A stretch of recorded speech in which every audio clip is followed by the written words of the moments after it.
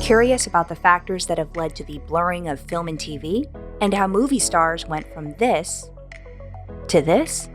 Let's take a look at how we got here. When looking back at the growth of television, it certainly has evolved in magnitude. Shortly after World War II ended, production increased. During the 50s, there were over 12 million television sets in American homes. This era was the first golden age of television and created the most growth due to new in-color television sets and cable. In 1960, there were 55 million television sets in American homes, and this revolutionary box was now becoming a threat to the film industry. At this point, the United States television industry received $2 billion in advertising. Shortly after, HBO was founded and became America's first pay TV network. Sony started selling more VCRs, which catalyzed viewing convenience. To give you television on command, the program you want when you want it. By 1980, there were 16 million cable subscribers, and video sales were booming. New technology emerged, and home entertainment systems were drastically improving, which moved us into the second golden age of television. Television was now a broad spectrum medium for advertisement, entertainment, news, and propaganda. Home theaters became more prominent and advanced throughout the 90s, and the DVD replaced the VHS. And though Blockbuster was booming, Netflix soon entered the market, and so the disruption began. The Big Four, ABC, NBC, CBS, and Fox, could reach homes but did not satisfy the audience's growing appetite for more diverse adult subject matter. They increasingly became less powerful with the rise of cable content. While premium cable allowed for changes in the types of stories told, programming was still similar to that of the networks. It maintained relatively small budgets and relied heavily on current TV stars or unknown actors, not movie stars. Not yet, anyway. For example, The Wire on HBO had no big-name film stars and had a budget of only $1.5 million per episode. It told the gritty story of drug dealers in Baltimore. Not something you'd see on network TV. New controversial adult content such as Mad Men, The Sopranos, and Sons of Anarchy, budgets were averaging $2 to $3 million. They became a huge success, and the need for new material continued to grow. When you compare these first forays into prestige television to what we're seeing now, they don't come anywhere close to the star power and budget that are so commonplace these days. But more on that later. Also around this time, Netflix and other streamers entered the landscape and made it easier for consumers to access content from anywhere at any time. On its rise to the top, Netflix took the same creative risks as premium cable did just a few years before. In 2013, to differentiate themselves, they brought in movie star Kevin Spacey to lead their first original series, House of Cards. TV started to expand and move in a more developed direction. Technology was also evolving. Is get rid of all these buttons and just make a giant screen.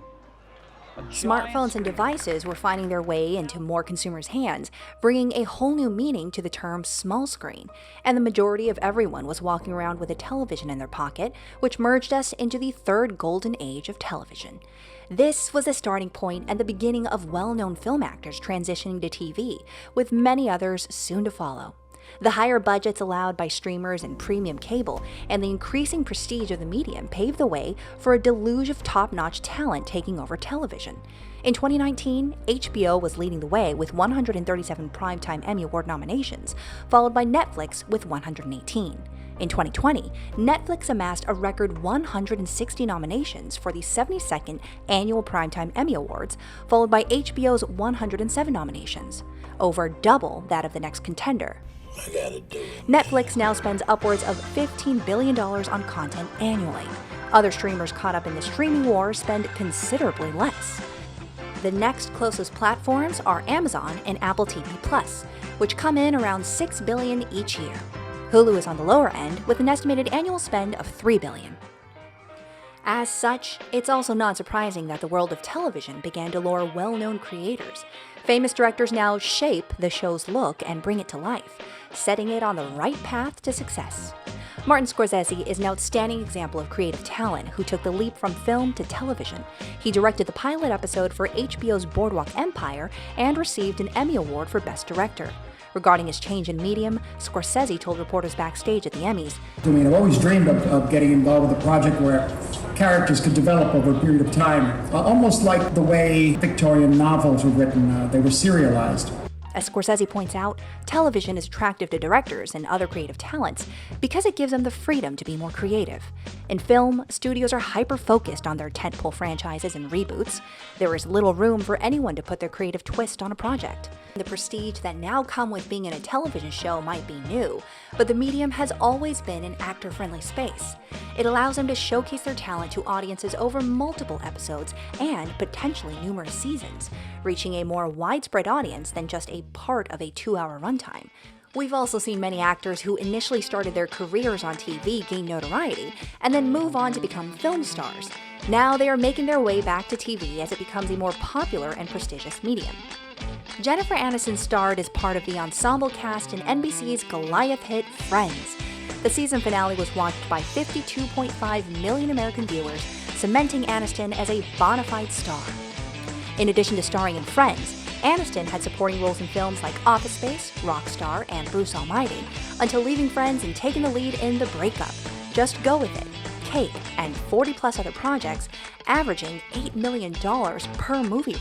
She did short guest star appearances in TV shows like 30 Rock, but didn't go back to the small screen until she executive produced and starred in 2019's The Morning Show, where she commanded a salary of $2 million per episode for a massive $20 million payday. We are doing this my way. So what does this all mean, and what does the future hold? More seasoned and talented actors snatching up roles means that we, the audience, get better and more compelling television, especially when coupled with seasoned film directors at the helm. Will this new climate make it more difficult for fresh, undiscovered talent to break into television, similar to film? How will that affect talent flowing into the industry? As the blending between mediums continues, will the term movie stars no longer carry the same weight? Showrunners will also have the freedom to start experimenting with more global stories, which means we'll likely see more diverse content and talent.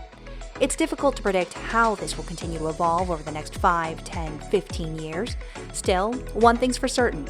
Big stars will continue flocking to television for as long as it can afford them, and as long as it can offer them the level of prestige we see now in this current golden age of television.